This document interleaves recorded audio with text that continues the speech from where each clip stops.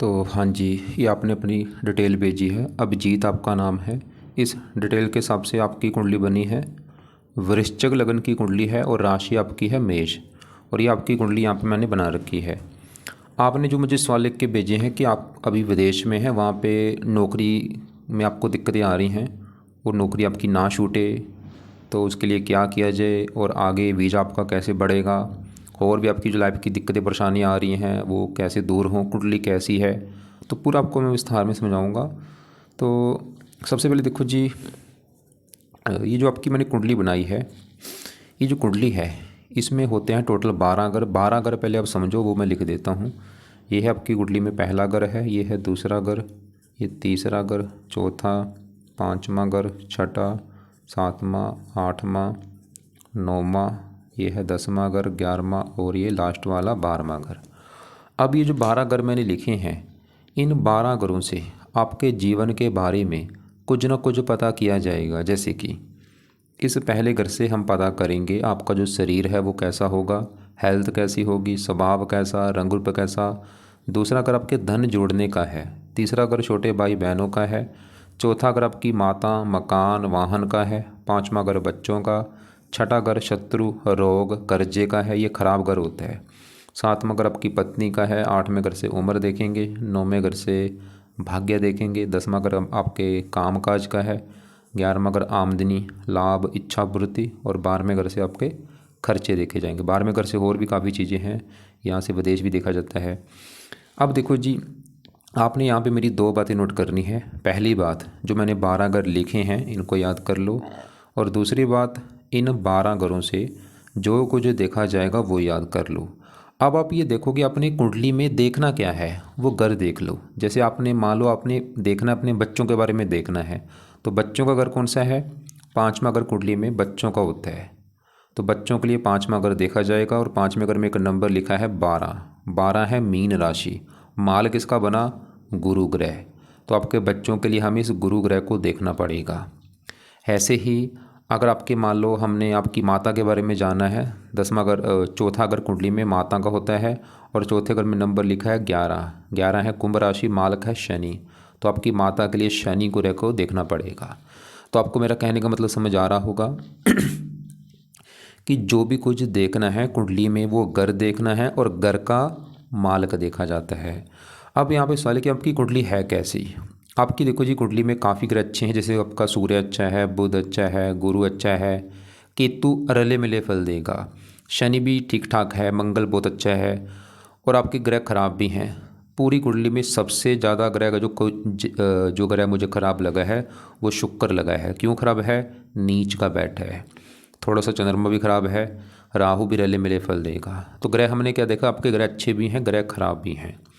यहाँ पे एक और बात नोट कर लो ये ग्रह अच्छे बुरे होते क्यों, सवाल ये भी है। अगर ये ग्रह अपने घर में बैठे हैं बहुत अच्छे फल देंगे, दोस्त के घर में जाके बैठे हैं वहाँ पे भी अच्छे फल देंगे, उच्च के बैठे हैं वहाँ पे भी अच्छे फल देंगे। लेकिन अगर ये ग्रह नीच के बैठे हैं अच्छे फल नहीं देते। तो आपकी कुंडली में एक ही ग्रह नीच का बैठा है, वो है शुक्र। तो अब देखो जी, ये जो 9 ग्रह हैं, 9 ग्रहों का असर आपके ऊपर हमेशा रहेगा। आज भी आपके ऊपर सभी ग्रहों का असर है, लेकिन इन ग्रहों में आपके ऊपर सबसे ज़्यादा असर है जिसकी आपके ऊपर है दशा। दशा जो होती है दो प्रकार की होती है, एक होती है महादशा, एक होती है अंतरदशा। मैं फिर बोलूँगा कि जो 9 ग्रह हैं ये ज़्यादा एक्टिवेट कब होते हैं? अपनी दशा में। दशा में इन ग्रहों का असर कई गुना बढ़ जाता है। तो दशा, जैसे मैंने बोला, एक तो जो महादशा ये काफ़ी बड़ी होती है, ये चली हुई है आपके ऊपर भाई चंद्रमा की। कब से चली है? 2015 में आपके ऊपर चली है, पिछले 10 साल हो चुके हैं। कब ख़त्म होगी? इसी साल 11वां महीना 25 में अभी ख़त्म होने वाली है, इसी साल में। तो हमने क्या देखा कि इन ग्रहों में से आपके ऊपर सबसे बड़ा आज अगर जो असर है जिस ग्रह का, वो है ये चंद्रमा, क्योंकि इसकी आपके ऊपर है महादशा और इसका असर आपके ऊपर है ज़्यादा 80%। और कुछ असर होता है 20% जिसकी होती है अंतरदशा, और वो किसकी चल रही है? वो चल रही है शुक्र ग्रह की। कब से चली है? 9वां महीना 23 में चली है भाई आपके ऊपर, और ख़त्म होगी 5वां महीना 25 में। अभी ये इसी महीने में ख़त्म हो जाएगी, 25/5/25 में।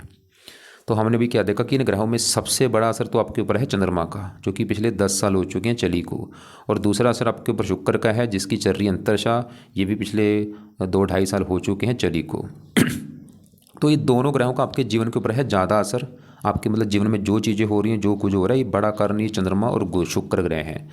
तो दोनों में से पहले अगर मैं शुक्र की बात करूं जिसका आपके ऊपर असर है, तो शुक्र भाई आपको मैंने पहले ही बोला कि आपकी पूरी कुंडली में सबसे ज़्यादा जो ग्रह खराब है, जो ग्रह नेगेटिव है, वो है शुक्र। और यहाँ पे देखो बुरी बात क्या है कि उसी की आपके ऊपर चल रही है दशा 9वां महीना 23 से। और आप चाहे नोट कर भी लेना कि जब से शुक्र की दशा चली होगी आपको काफ़ी दिक्कतें, परेशानियाँ, रुकावटें, चिंता, भाग दौड़ आ रही होंगी जब से ये दशा चली है 9वां महीना 23 पूरा 24 पूरा, वही 1.5 पौने 2 साल हो चुके हैं। और ये दशा मैंने जैसे बोला अभी 25/5 इसी महीने में, क्योंकि अभी ये मई चल रहा है, अभी बस ये 25 तारीख को ख़त्म होने वाली है और उसके बाद आपको काफ़ी राहत मिलेगी। अब शुक्र को विस्तार में जानते हैं कि क्यों खराब है और क्या खराब फल दे रहा है।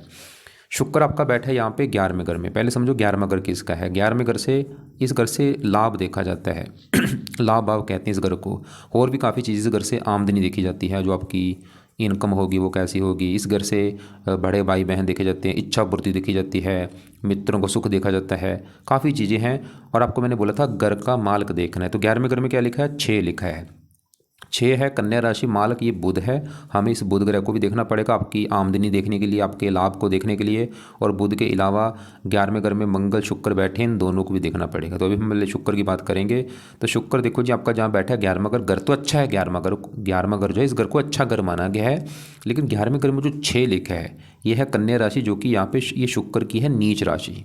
मतलब शुक्र जो है आपका खराब होने का कारण है कि वो नीच का बैठा है। घर तो अच्छे में बैठा था, 11वें घर में बैठा है, घर अच्छा घर है, लेकिन नीच का जो बैठ चुका है इसकी वजह से गड़बड़ हो चुकी है।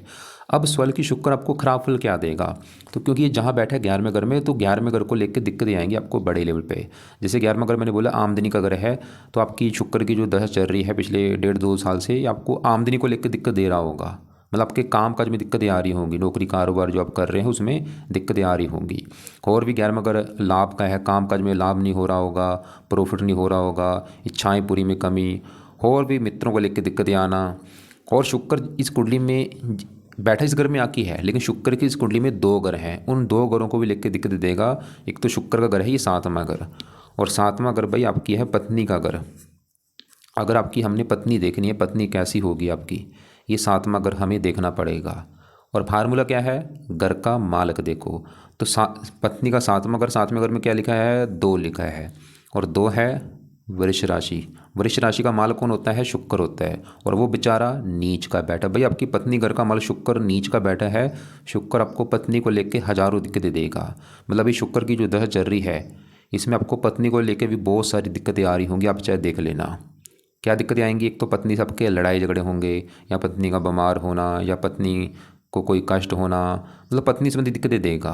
और 7वां घर पत्नी का तो है, ये 7वां घर दिल्ली की इनकम का भी होता है, आपको दिल्ली की इनकम को भी लेकर दिक्कतें आएंगी। 7वां घर पार्टनरशिप का भी होता है, पार्टनरशिप में दिक्कतें आना। और शुक्र और भी दिक्कतें देगा। शुक्र आपको कोई गुप्त रोग भी दे सकता है, गुप्त अंगों से रिलेटेड आपको कोई जैसे कोई कोई मतलब जो गुप्त अंग हमारे होते हैं उनसे रिलेटेड आपको कोई दिक्कत आ रही होगी। जैसे कोई पेशाब में दिक्कत आना, वीर्य, लिंग, अंडकोश, बवासीर, सभी नहीं बोल रहा, मतलब कोई ना कोई गुप्त रोग होता है शुक्र की दशा में, क्योंकि नीच का बैठा है तो गुप्त रोग योग होने का भी योग लेके बैठा है। और शुक्र इस 12वें घर का स्वामी खर्चा, या आपके खर्चे बढ़ा रहा होगा।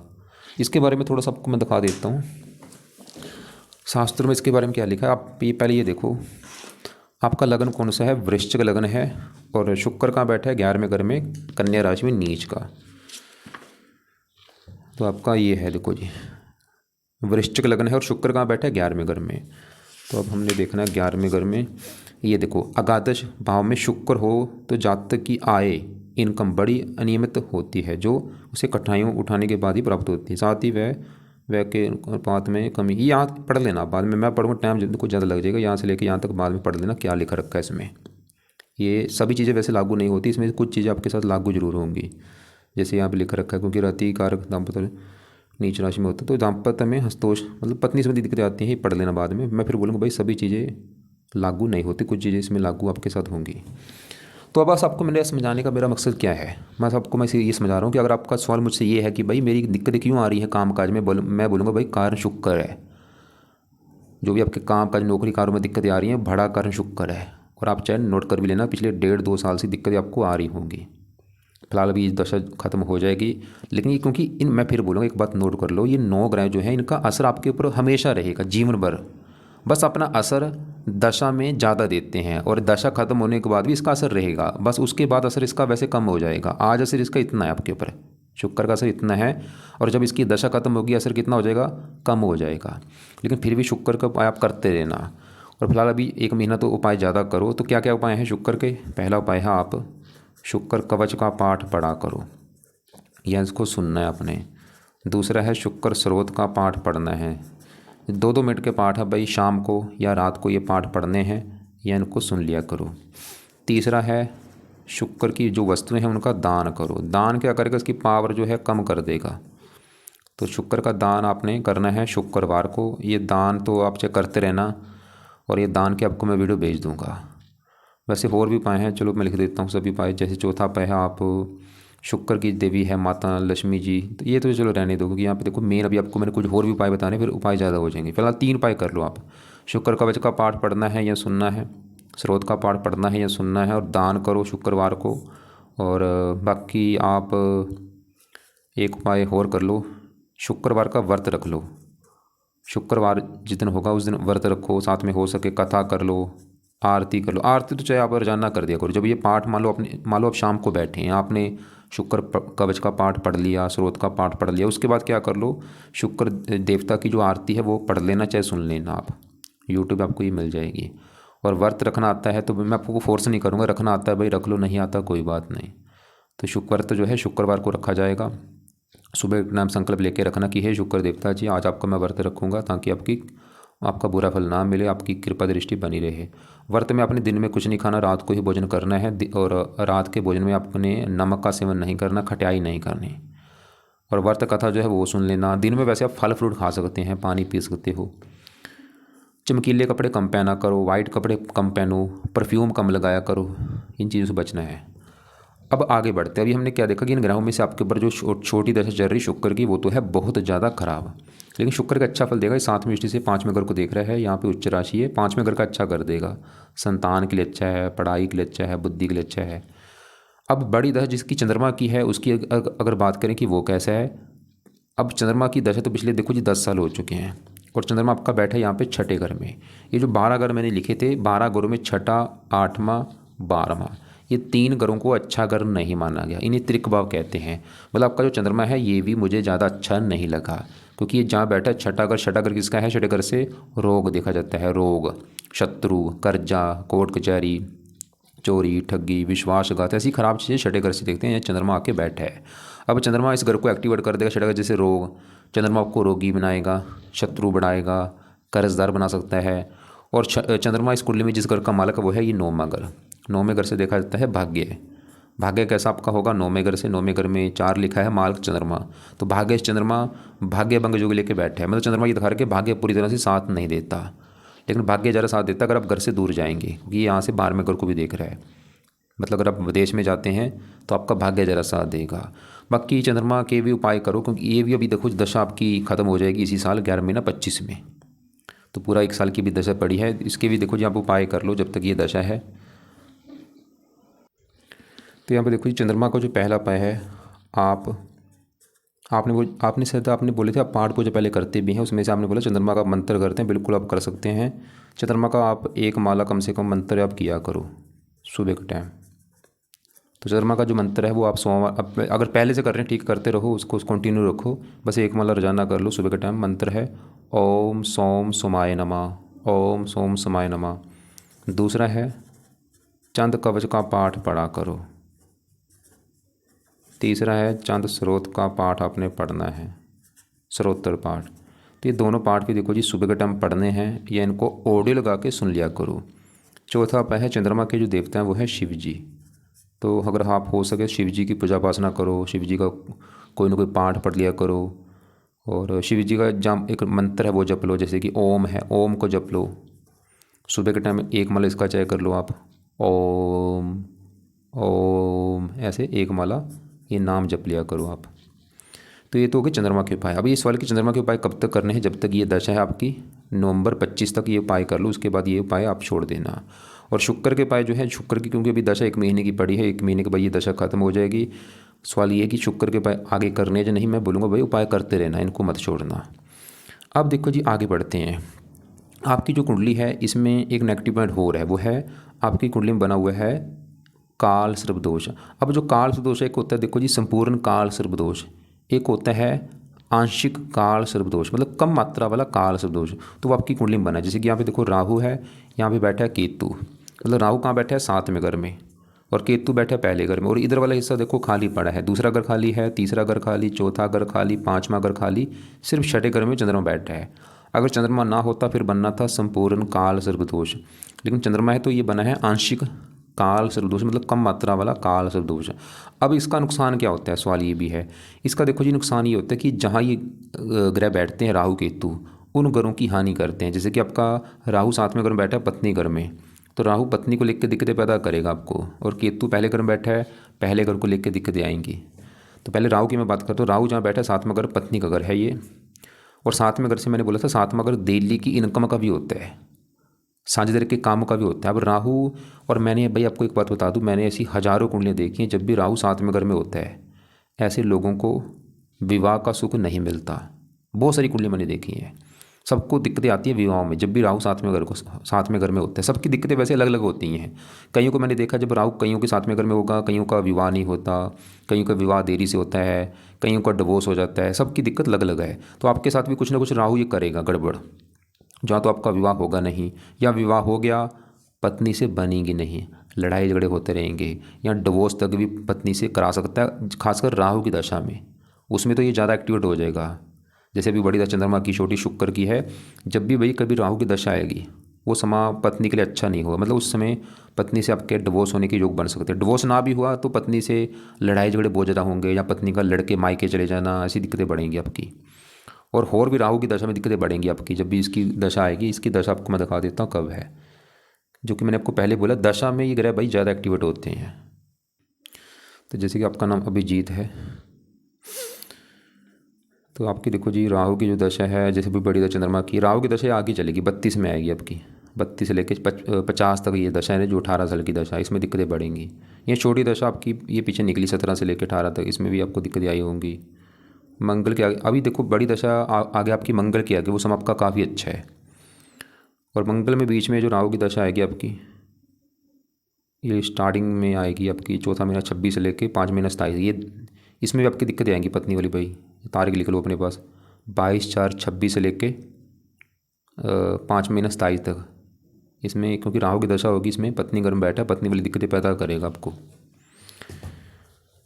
तो अब राहु देखो जी, एक यहाँ पे आपके लिए अच्छी बात है कि राहु बैठा है चलो 7वें घर में, लेकिन यहाँ पे जो 2 लिखा है ये उच्च का बैठा है, जो कि मैंने आपको पहले बोला था, ये ग्रह अगर उच्च के हैं, अपने घर में हैं या दोस्त के घर में अच्छे फल देते हैं, तो राहु उच्च का है। इसकी वजह से राहु के जो बुरे फल हैं, मैंने भी जो बुरे फल आपको बोले हैं वो आपको मिलेंगे काफ़ी कम मात्रा में। मतलब अगर पत्नी से लड़ाई झगड़े होंगे, एक होता है देखो पत्नी से इतने लड़ाई झगड़े हो रहे हैं कि बंदे का डिवोर्स हो रहा है, एक हो रहा है जो डिवोर्स नहीं हो रहा फिर भी लड़ाई झगड़े हो रहे हैं, तो ये मतलब हो सकता है डिवोर्स ना हो फिर भी लेकिन लड़ाई झगड़े आपके होते रहें।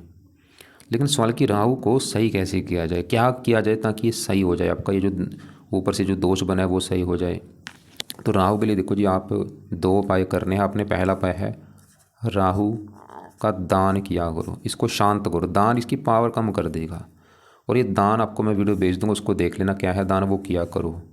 दूसरा उपाय है राहु कवच का पाठ पढ़ा करो आप, ये इसको सुनना है रात के समय। 2 पाठ है राहु कवच, चाहे दोनों पढ़ लो आपकी मर्जी है, या दोनों में से एक पाठ, कवच का पाठ जरूर पढ़ो, राहु कवच, राहु स्तोत्र। अभी तो चलो कवच का पाठ पढ़ लो, आगे इसकी जो दशा मैंने बोली थी आपकी आगे अगले साल में आएगी 2026 में, 1 साल की दशा होगी, कम असर होगा उसमें तो चाहे दोनों पाठ पढ़ लेना। अभी फ़िलहाल खाली कवच का पाठ पढ़ लो, स्रोत चाहे रहने दो, आगे शुरू कर देना 26 में ही स्रोत को, दान भी अभी शुरू कर दो। तो ये राहु के उपाय हैं। अब आपके बढ़ते हैं, हम पहले घर में बैठे केतु, गुरु, बुध, सूर्य, चारों की बात करते हैं।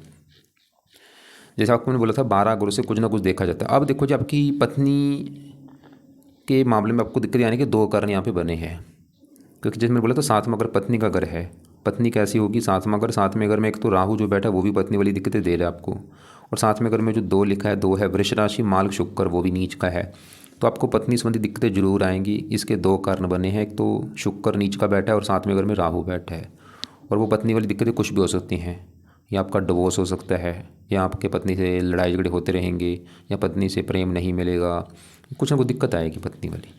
अब पहले घर में केतु इनकी बात करें तो पहले, अब जैसे कि सातवां घर पत्नी का है, पांचवां घर बच्चों का होता है, चौथा माता का, तीसरा घर छोटे भाई बहनों का। ऐसे ही भाई जो पहला घर होता है ये आपका घर है, मतलब आप जो है आप कैसे होंगे, आपका स्वभाव कैसा, रंग रूप कैसा, पर्सनैलिटी, सर मस्तक, ये चीज़ें पहले घर से देखी जाएंगी। और पहले घर में नंबर लिखा है 8। 8 वृश्चिक राशि मालक, ये मंगल देखना पड़ेगा। और मंगल के अलावा पहले घर में ये जो 4 ग्रह हैं चारों को भी देखना पड़ेगा। चारों में पहले मैं सूर्य की यहाँ पे बात करूँगा। सूर्य भाई आपका है बहुत अच्छा। क्यों अच्छा है? सूर्य जहाँ बैठा है पहले घर में, एक तो घर अच्छा है पहला, और वहाँ पे जो 8 लिखा है ये मंगल घर में बैठा है। सूर्य मंगल को अपना मानता है दोस्त। दोस्त घर में आया है एक मेहमान बन के, इसकी वजह से सूर्य अच्छे फल देगा। क्या अच्छे फल देगा सूर्य?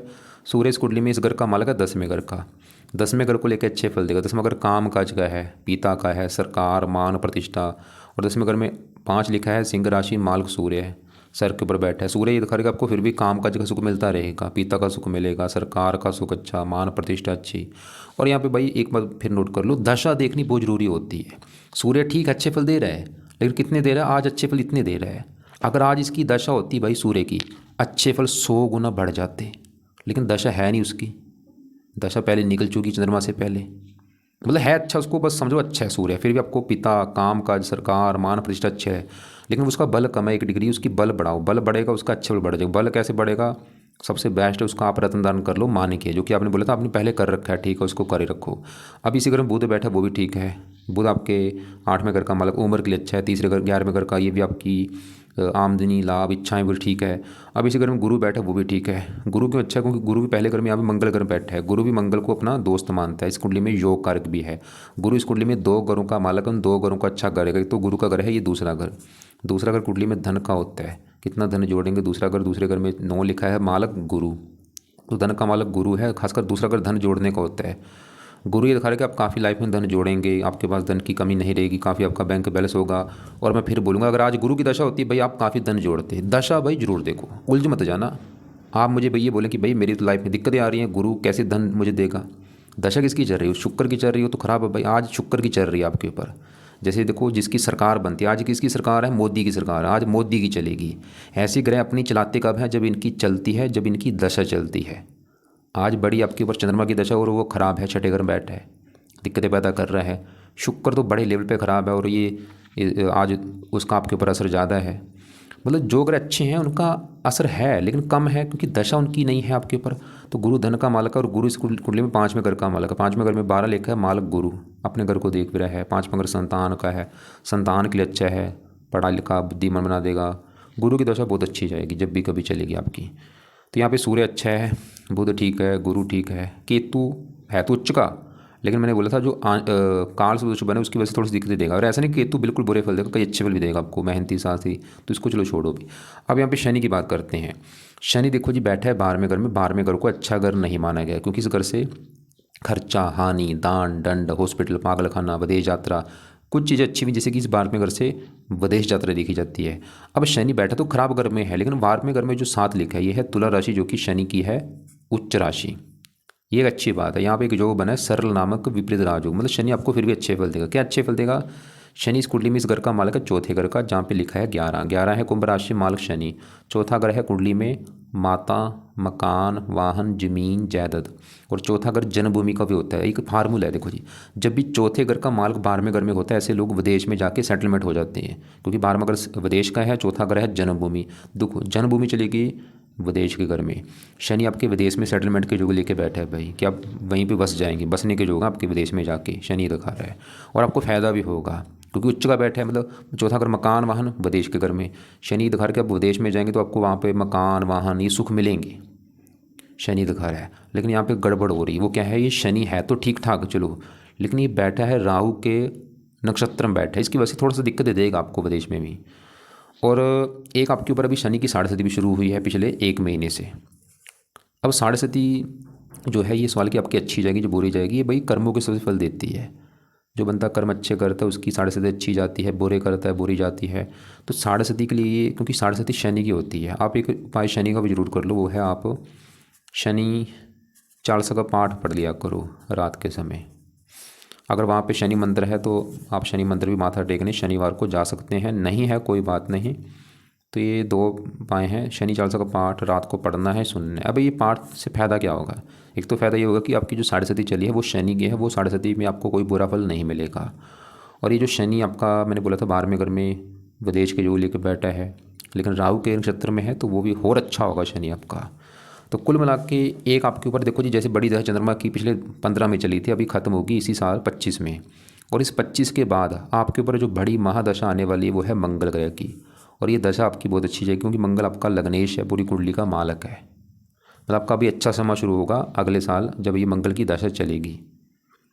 लेकिन मैंने बोला था मंगल की जो दशा में छोटी दशा राहु की आएगी, आपको मैं दोबारा दिखा देता हूँ। जैसे कि यहाँ पे देखो, बड़ी दशा आपकी है चंद्रमा की, 15 में चली है, अभी ख़त्म होगी 25 में। और आगे मंगल की दशा आएगी 25 से लेके 32 तक, बड़ा असर मंगल का होगा, वो तो है अच्छा। लेकिन बीच में मंगल में जो राहु की दशा आएगी, कब आएगी? चौथा महीना 26 से लेके 5 महीना 27 तक, इसमें दिक्कतें बढ़ेंगी आपकी थोड़ी सी। और बाकी बड़ी दशा राहु की आगे चलेगी 32 से लेके 50 तक, इसमें भी दिक्कतें आएंगी। तो अब एक बार मैं दोबारा रिपीट करता हूँ। एक तो देखो जी, आपके लिए ज़रूरी उपाय हैं, आज के समय में सबसे ज़रूरी उपाय हैं, जिसकी है बड़ी दशा चंद्रमा की। जब तक वो दशा है उसके उपाय चंद्रमा के करो। ये जो 4 उपाय मैंने लिखे हैं, और चंद्रमा भी इतना चलो उसको भी इतना ख़राब नहीं है, लेकिन जो शुक्र है वो तो बहुत ही ज़्यादा ख़राब है। ये तो बड़े लेवल पे ख़राब है, क्योंकि नीच का बैठ है। और शुक्र के उपाय भी बहुत ज़रूरी हैं, जो कि आपने करते रहना है। उपाय दोनों जो पाठ हैं वो पढ़ा करो या सुना करो, दान करो शुक्रवार को। और ये दोनों पाठ हो सके 2-2 3-3 बार पढ़ा करो। आरती करो, हो सके व्रत कथा आरती करो। शुक्र की देवी माता लक्ष्मी जी हैं, उसका भी पाठ पूजा कर सकते हो। बाकी चंद्रमा के जो उपाय हैं सुबह करने हैं। चंद्रमा का मंत्र एक माला कर लो, चंद्र कवच का पाठ पढ़ लो, चंद्र स्रोत का पाठ पढ़ लो, शिव जी का जो मंत्र वो कर लो। राहु का दान बोला है, राहु कवच का पाठ रात को पढ़ना है या सुनना है। स्रोत का पाठ अगले साल शुरू कर देना, अभी खाली राहु कवच का पाठ पढ़ लो। और शनि का चालीसा का पाठ बोला रात को पढ़ लो। और शनि के मंदिर भी आप अगर है वहाँ पे जा सकते हो। अब आपके एक और मैं सवाल देख लेता हूँ। आपने मुझे जो पाठ पूजा लिख के बोले हैं, तो जैसे कि आपने देखो जी लिखा है कि आप गणेश गणपति स्रोत का पाठ पढ़ते हैं, ठीक है, आप पढ़ सकते हैं। हनुमान जी के चालीसा पढ़ता हूँ, ठीक है। हनुमान जी का पाठ आप चेंज कर लिया करो। जैसे आज हनुमान चालीसा पढ़ा है, कभी संकट मोचन पढ़ लिया, कभी बजरंग बाण पढ़ लिया, कभी अंगार स्रोत पढ़ लिया, ऐसे चेंज करके पाठ पढ़ा करो। आपने बोला है ओम ब्रह्मा मुरारी, ठीक है, जो पढ़ रहे हो। आपने बोला नवग्रह मंत्र करता हूँ। अभी भाई नवग्रह ऐसा नहीं कि सभी 9 ग्रहों के मंत्र ऐसे एक साथ मत करो। हाँ, नवग्रह सभी ग्रहों के एक अलग मंत्र होता है, वो आप कर सकते हो। नवग्रह मंत्र सभी ग्रहों का एक मंत्र होता है, वो कर लो। लेकिन सभी ग्रहों का अलग अलग से मंत्र मत करो। ऐसे नहीं कि आप राहु का एक माला कर रहे हो, चंद्रमा का एक माला कर रहे हो, सूर्य का, ऐसे भाई नुकसान भी होता है। जैसे आपने लिख रखा है कुछ दिनों से मैं चंद्रमा का मंत्र कर रहा हूँ। चंद्रमा का तो मंत्र कर लो, ठीक है। बुध का मंत्र कर रहा हूँ, उसको मत करो, रहने दो, ज़रूरत नहीं है। मंगल का मंत्र रहने दो, मंगल का मंत्र आगे करना जब मंगल की चलेगी दशा, अभी मत करो। और शनि ग्रह का आपने बोला जाप कर रहा हूँ, शनि का मंत्र की बजाय शनि चालीसा पढ़ लो आप। शनि का मंत्र छोड़ दो, शनि चालीसा पढ़ दिया करो। पूर्णा को ठीक है आगे। तो बाकी देखो जी, उम्मीद करता हूँ आपको जो मैंने समझाया समझ आ चुका होगा। बस आप ये समझ लो, आपकी जो भी दिक्कतें आ रही, जो भी आपको चिंता हो रही है, परेशानी हो रही है, दिक्कतें, रुकावटें, परेशानियाँ, बड़ा कारण शुक्र ग्रह है और दूसरा कारण चंद्रमा है। बाकी अगर आपकी पत्नी वाली दिक्कतें आ रही, पत्नी वाली दिक्कतें आने के 2 कारण हैं। एक तो पत्नी घर में राहु बैठा है, वो पत्नी वाली दिक्कतें दे रहा है आपको, और पत्नी घर का मल शुक्र नीच का बैठा है। तो नीले कपड़े कम पहना करो, वाइट कपड़े, चमकीले कपड़े, रंग बिरंगे कपड़े भी कम पहना करो। बाकी सभी कपड़े पहन सकते हो, लाल पहन लो, हरे पहन लो, पीले पहन लो। विदेश में जाने के काफ़ी योग हैं, सेटलमेंट के योग हैं। और आपने जैसे बोला था कि वीज़ा आपका बढ़ जाए, आगे भाई दशा आपकी अच्छी जाएगी, जो बड़ी मंगल की है वो समय अच्छा है। हाँ, अभी ये शुक्र की दशा ये ख़त्म होने के बाद भी आपको समझ लेना आपकी हज़ारों दिक्कतें दूर हो जाएंगी। अभी इसी महीने के बाद ये जब ख़त्म होगी दशा आपकी। तो इसके अलावा आपको लग रहा है कि अभी भी कोई बात समझ नहीं लग रही, कुछ पूछना है आपने मुझे, आप ऐसे करना, या तो कॉल करके पूछ लेना या व्हाट्सएप अपना सवाल लिख के मुझे भेज देना आप।